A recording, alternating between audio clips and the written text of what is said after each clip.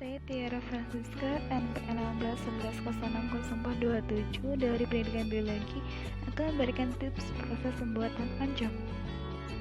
Adapun bahan-bahan yang digunakan, setelah itu ampas tahu dicuci sampai bersih.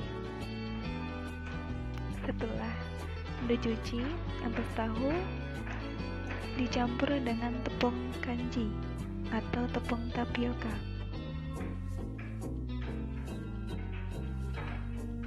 Lalu tepung kanji yang sudah dicampur dikukus.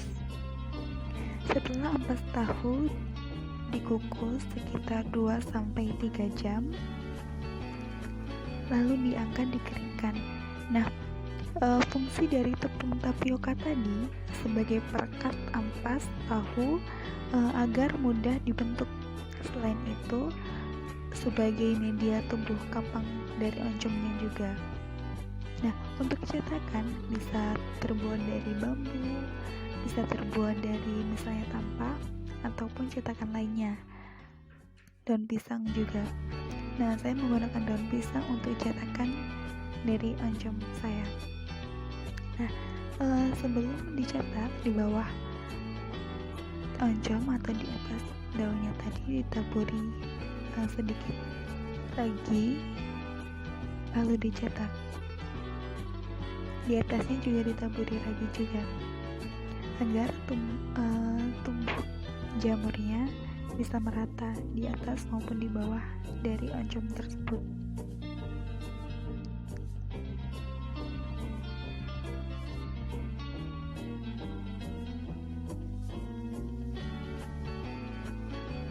Nah, setelah dicetak, oncom tadi ditaruh di tempat yang suhunya cukup hangat agar pertumbuhan dari kapang atau jamur tersebut baik, dan didiamkan sampai sekitar 2-4 hari lamanya.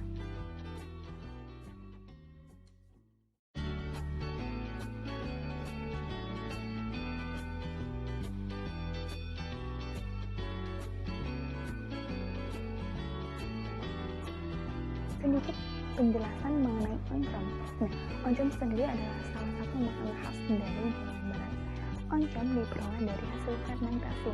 Proses fermentasinya diperoleh dari campuran kapang yang dicampur dengan sisa bungil kacang tanah, ampas kedelai, ampas tahu, bahkan ampas kelapa yang difermentasi hingga tahap spora.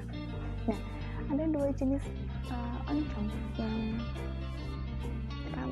yang diketahui masyarakat, yaitu oncom merah dan oncom hitam. Oncom merah sendiri didegradasi oleh kapang oncom, yaitu Neospora sitophylla atau Neospora intermedia. Sedangkan pada oncom hitam didegradasi oleh kapang tempe, yaitu Rhizophorus oligosporus dan jenis-jenis mucor. Oncom sendiri memiliki kandungan gizi yang cukup tinggi. Oleh karena itu, oncom adalah salah satu makanan yang sangat baik untuk dikonsumsi masyarakat Indonesia.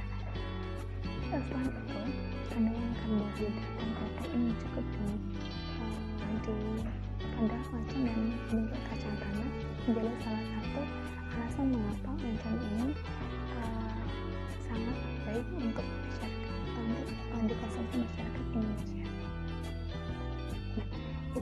Selain harganya murah, memiliki kandungan gizi, kenapa tidak untuk mengonsumsi oncom? Itulah sedikit penjelasan mengenai oncom dan cara pembuatan oncom yang saya buat sendiri di rumah untuk tugas